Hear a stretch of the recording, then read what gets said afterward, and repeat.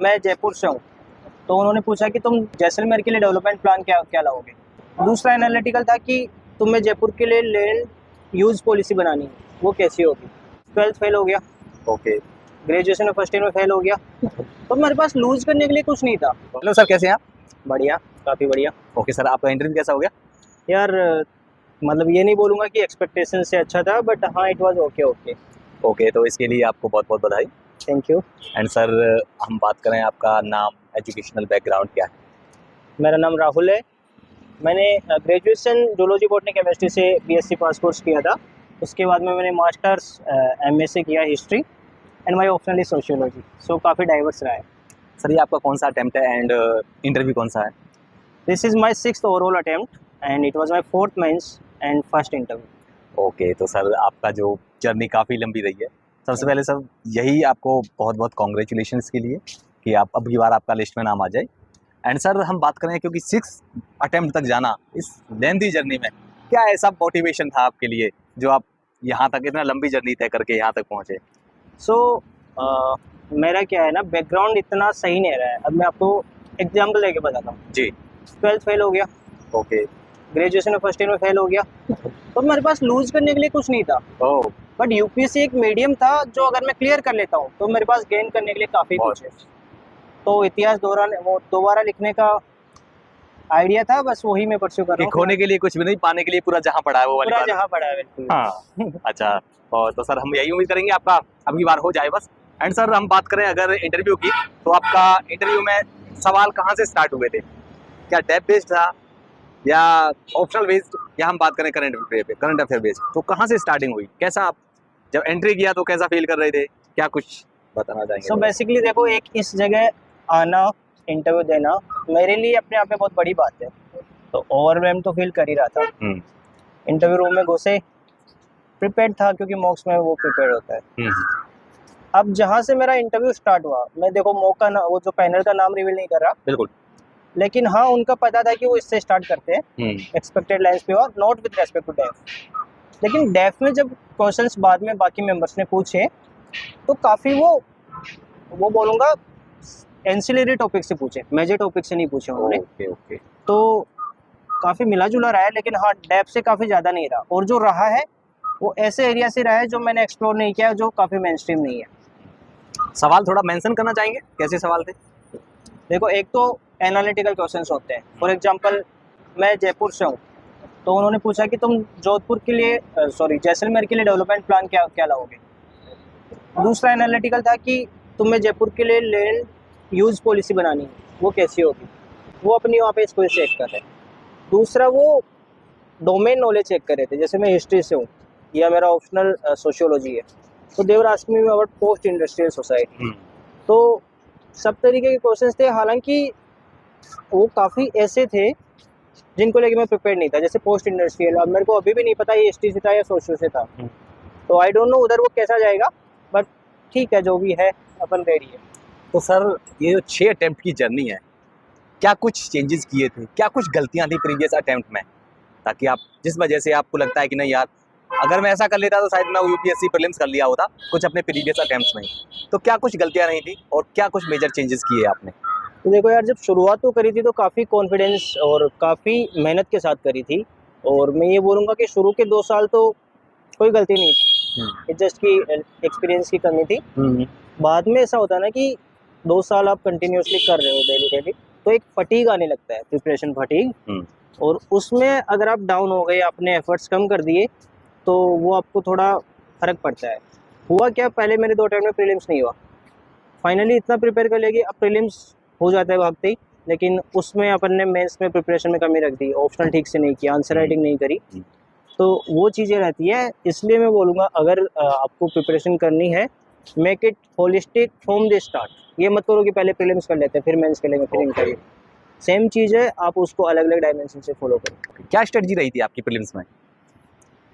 Prelims में ये था कि देखो, पहले तो आपको डोमेन नॉलेज तो बेसिक होना ही चाहिए, स्टैटिक आपकी टिप्स पे होना चाहिए। कुछ बहुत बेसिक बुक्स होती है लाइक लक्ष्मीकांत।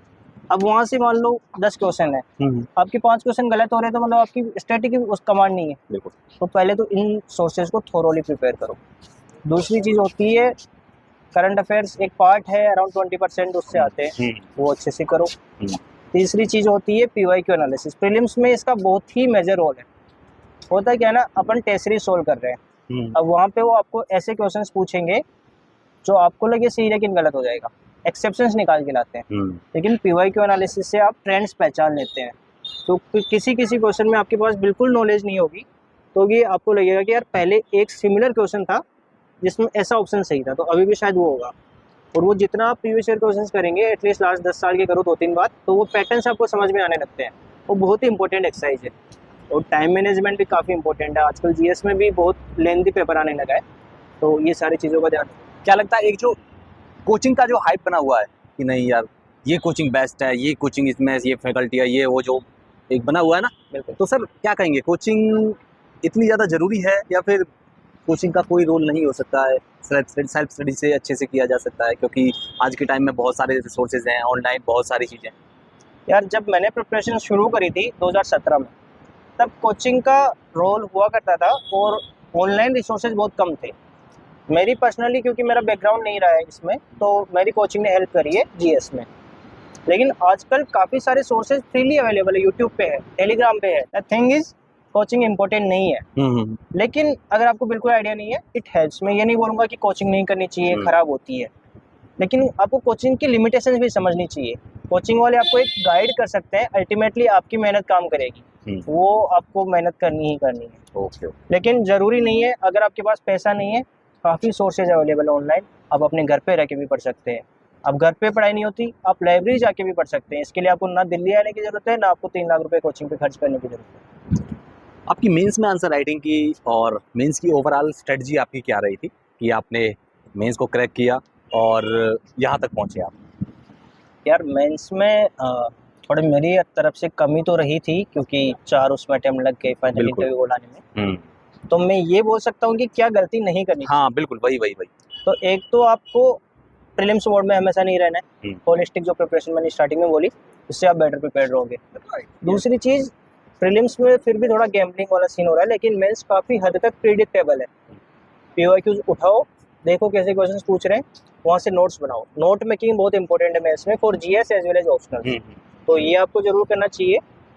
बाकी आंसर राइटिंग अगर आपको करनी है, initially focus on building the skills, the quality.